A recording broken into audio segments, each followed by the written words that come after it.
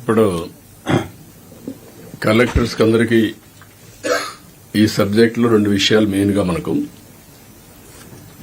ఒకటి, ఈ natural resources లో first sand issue and mineral wealth.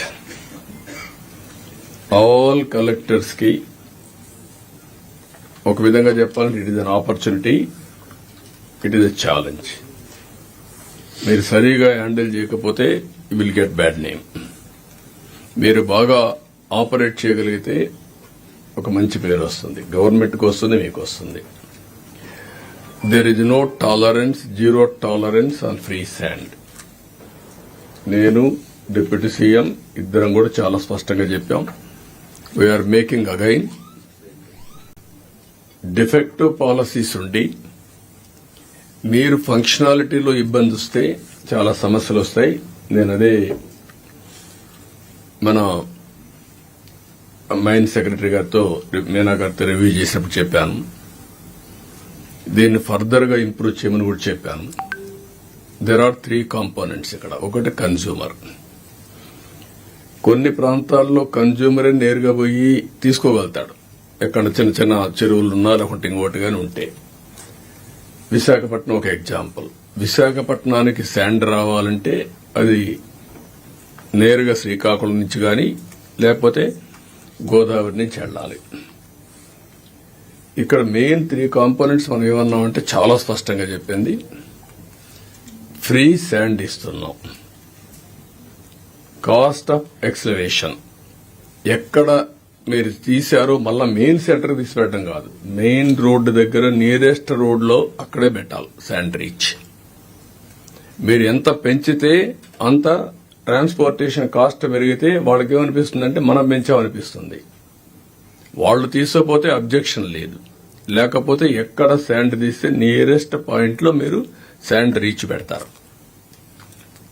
Number 2, ఇది ట్రాన్స్పరెంట్ గా ఎక్స్కవేషన్ కాస్ట్ అవన్నీ చేసి ఏ రోజు ఎంత ఉందో మీరు చెప్పే బాధ్యత మీది. మీడియాకు కూడా ఐడియా ఉండాలి. ఇప్పుడు టుడే ఒకటి, రెయినీ సీజన్ అయిన తర్వాత ఇంకొకటి. 2, ఎట్లా బుక్ చేసుకోవాలి. As on today everybody is doing లారీలో వచ్చేయడం, 2 days ఉండడం, మళ్ళా దీన్ని పంపించడం. ఇవన్నీ శాండ్ కంటే 4 times 5 times ట్రాన్స్పోర్టేషన్ కాస్ట్ పెరిగిపోయింది. That is the biggest challenge now. That is where government has to handle.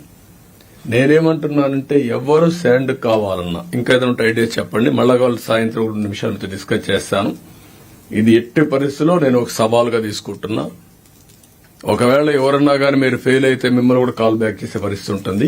I'm very clear on that. ఎవ్వరు కూడా పొలిటికల్ గా గవర్నెన్స్ ఉండాలి, కానీ ప్రజలకు ఇబ్బంది కలిగేటప్పుడు మీరు కూడా క్లియర్ గా చెప్పండి, this is the instructions of the government, I'm helpless. మీరు ఎవరు చేసినా నాకు ఇబ్బంది వస్తుంది, నేను మీకు సహకరించలేను, అంతే. I'm very clear on this. రెండవది ఏంటంటే కన్స్యూమర్ అనేవాడు అవసరమైంది ఇక్కడ మన దగ్గరకు వచ్చి సచివాలయంలో బుక్ చేసుకుంటారు. డిసిగ్నేట్ 1 person సచివాలయంలో బుక్ చేసుకుంటే డబ్బులు కూడా కడతారు. ఎంత డబ్బులు కట్టాలనో ట్రాన్స్పోర్టేషన్ కూడా చార్ట్ ఉంటుంది, కంప్యూటర్ తయారు చేస్తున్నాం, అందులో క్లియర్ గా ఉంటుంది ఎన్ని కిలోమీటర్లు ఎంత అని. దాని ప్రకారం క్లియర్ గా రీచ్ అయ్యేందుకు వాళ్ళ ఇంటికి పోవడానికి ఏ పాయింట్ కి పోవాలనో బుక్ చేసుకుంటే నేరుగా అక్కడికి వెళ్తుంది. ముందే డబ్బులు కడతాడు, తర్వాత ఆయన రీచ్ అయిందని చెప్తేనే మనం డబ్బులు రిలీజ్ చేస్తాం.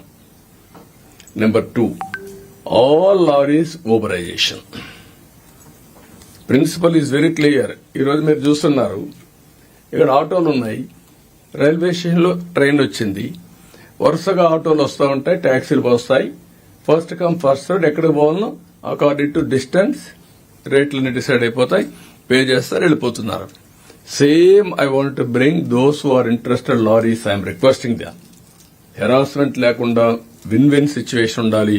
మీరు ప్రభుత్వానికి చెడ్డ పేరు తేవద్దండి, మమ్మల్ని ఇబ్బందులో పెట్టి మీరు ఇబ్బందుల్లో పడద్దండి. మీరు ఓబరైజేషన్ చేసుకోండి, పేర్లను రిజిస్టర్ చేసుకోండి, దెన్ మనం మెసేజ్ పెడతాం. హాఫ్ అన్ అవర్ ముందే రమ్మంటాం, నేరుగా వస్తారు, శాండ్ ఉంది, నేరుగా లోడ్ చేస్తాం, ఎక్కడ పోవాలని చెప్తాం, వెళ్తారు. వాళ్ళు కూడా ముందే అవన్నీ కూడా ఆప్షన్స్ అన్ని బుక్ చేసుకుందాం. వాళ్ళకి పలానా దగ్గర నేను పోనంటే ఆయన చాయిస్, పోయే వాళ్ళకి మనం ఇస్తాం. ఏది కూడా స్టాండర్డైజేషన్ చేస్తాం. రేట్లన్నీ స్టాండర్డైజేషన్ ప్రకారం ఎవరైతే విల్లింగ్ ఉంటారో అవన్నీ ట్రాన్స్పరెంట్ గా పెట్టేస్తాం. ఇవన్నీ బుక్ చేసిన తర్వాత ఒకటి ఊబరైజేషన్ ఆఫ్ ట్రాన్స్పోర్ట్. అవసరమైతే ఆ వ్యక్తి రావాలంటే పలానా రోజు మీకు దొరుకుతుందంటే వచ్చి ఆయన వెహికల్ అయినా పోవచ్చు, లేకుంటే లారీలో కూర్చొని ఇంటికి తీసుకుపోవచ్చు. We don't have any objection. Check చేసుకోమనండి. ఎక్కడైతే బిగినింగ్ పాయింట్ ఉందో ఒక లారీ తీసుకున్నాడు 10 tons నేను వస్తానంటాడు రండి, బస్ లారీలెక్కి వెళ్ళిపోతాడు, లేదంటే ఆయన ఓన్ వెహికల్ ఉంటే వెళ్తాడు. బట్ ఎట్టి పరిస్థితుల్లో దీన్ని మాత్రం ఈ 3 component excavation number 1, booking at Sachivalayam number 2, number 3 ఏదైతే లారీస్ ఓబరైజేషన్, ఈ 3 కంప్యూటరైజ్ చేస్తాం. Will keep before you. You have to act very firmly. Nobody should touch.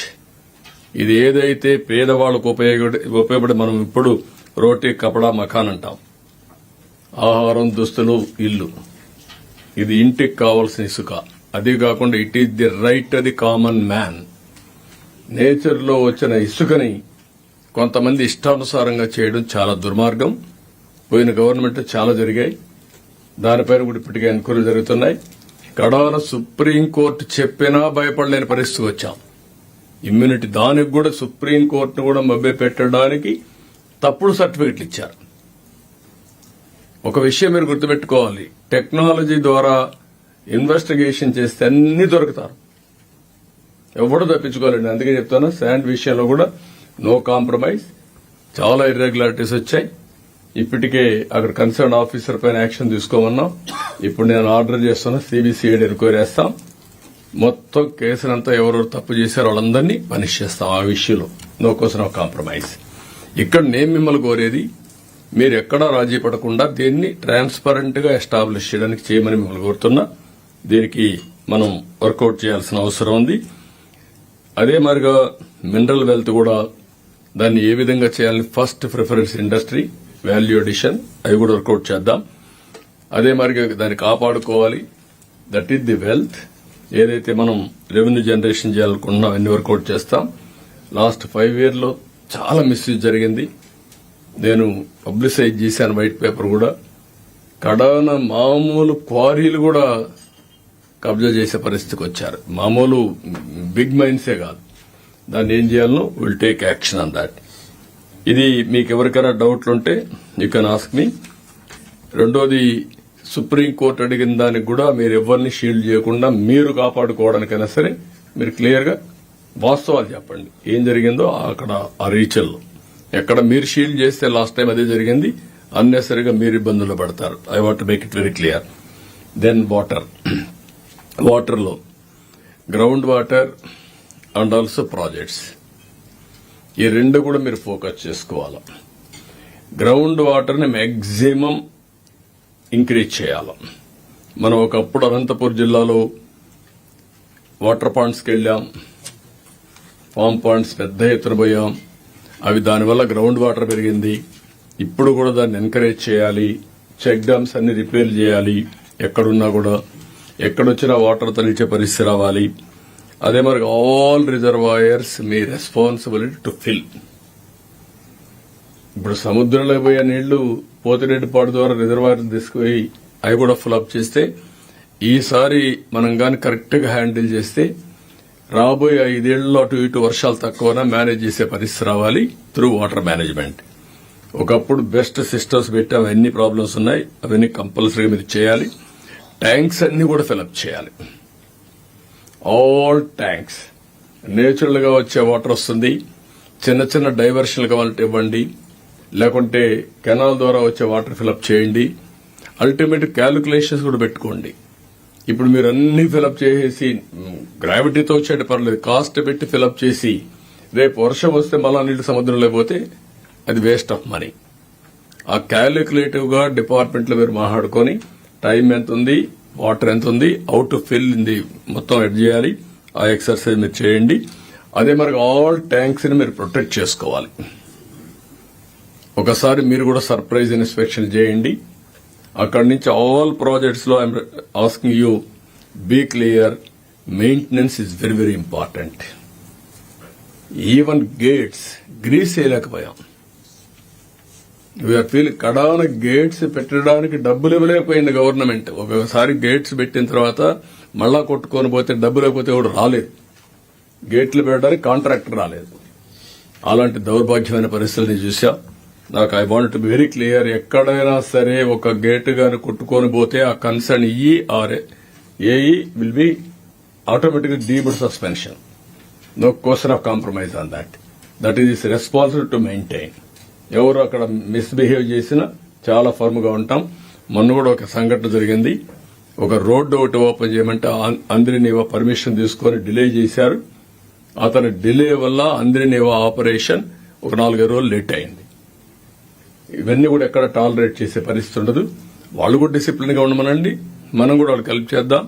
But violation లేకపోతే మేమేమన్నా చేస్తామంటే మాత్రం కుదరదు. ఆ విషయం మీరు చేయాల్సిన బాధ్యత మీ అందరి పైన ఉంది.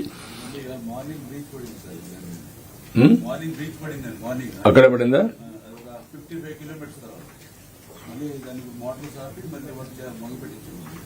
అదే ఇవన్నీ ఉంటాయి.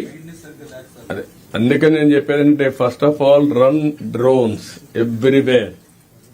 రన్ చేసి 1 or 2 సీజన్స్ చూస్తాం. ఆఫ్టర్వర్డ్స్ గట్టిగా ఉన్నాం. డ్రైన్స్ గానీ కెనాల్స్ గానీ డ్రోన్స్ రన్ చేసి వీడ్ ఏది తీయాలో ఎక్కడ కూడా అబ్జెక్షన్ లేకుండా తీసే పరిస్థితి తీసుకురండి ఆల్ కలెక్టర్స్. సో దట్ రేపు రాబోయే రోజుల్లో వర్షాలు ఎక్కువ పడితే సబ్మెర్జెన్స్ వస్తుంది. సబ్మెర్జెన్స్ వస్తే అప్పుడు మీరు ఏమి చేయలేరు. అంటే వేసిన పంట మొత్తం మునిగిపోయే పరిస్థితి వస్తుంది. దాన్ని ఏం చేయాలో మీరు వర్కౌట్ చేసుకోండి. ఆల్ డ్రైన్స్ మెయింటైన్ చేయాలి, కెనాల్స్ మెయింటైన్ చేయాలి. అవసరమైతే run a drone, you will have an idea. Then ఆ స్పాట్స్ అన్ని మీరు క్లియర్ చేయాల్సిన అవసరం ఉంది. ఫైనల్ గా వాటర్ విషయంలో ఈసారి రాష్ట్రంలో కొద్దిగా సర్ప్లస్ రెయిన్ పడింది. అదే మరి బయట మంచి రెయిన్స్ పడ్డాయి. దీనివల్ల ఏదైతే మనకు మేజర్ గా వచ్చినటువంటి కృష్ణా గోదావరి 2 కూడా ఫ్లడ్స్ వచ్చాయి. కృష్ణా వల్ల రాయలసీమ అప్ టు కృష్ణా జిల్లా వరకు వాటర్ అంతా వచ్చే పరిస్థితి వస్తుంది, కవర్ అవుతుంది. గోదావరి 2 జిల్లాలు వస్తాయి. ఇంకా 3 జిల్లాలు కూడా మనం దాన్ని కనెక్ట్ చేసుకోవాలి. బట్ నదుల అనుసంధానం ultimate aim of this government, will do it. కాబట్టి ఇది బ్రీఫ్ గా మీకు ఐ వాంట్ టెల్ యూ. మళ్లీ చెప్తున్నా, శాండ్ కాడ మాత్రం 0 టాలరెన్స్. నేను very clear. I want give a message. ఏ ఒక్క వ్యక్తి తప్పు చేసినా, ఏ ఒక్క వ్యక్తి ఫెయిల్ అయినా ఆ చెడ్డ పేరు గవర్నమెంట్ కు వస్తుంది. ఎట్టి పరిస్థితిలో ఇది ఎజిడ్ free and also perfect system has to function. Oscillation లేదు, డెసిషన్ లో ఆసిలేషన్ లేదు, ఎగ్జిక్యూషన్ లో ఆసిలేషన్ లేదు. Nobody should intervene in this. Okay, then మీకు ఏమైనా డౌట్స్ ఉంటే అడగండి, they will clarify. Anything? Okay. The next sessions, industry, commerce and food.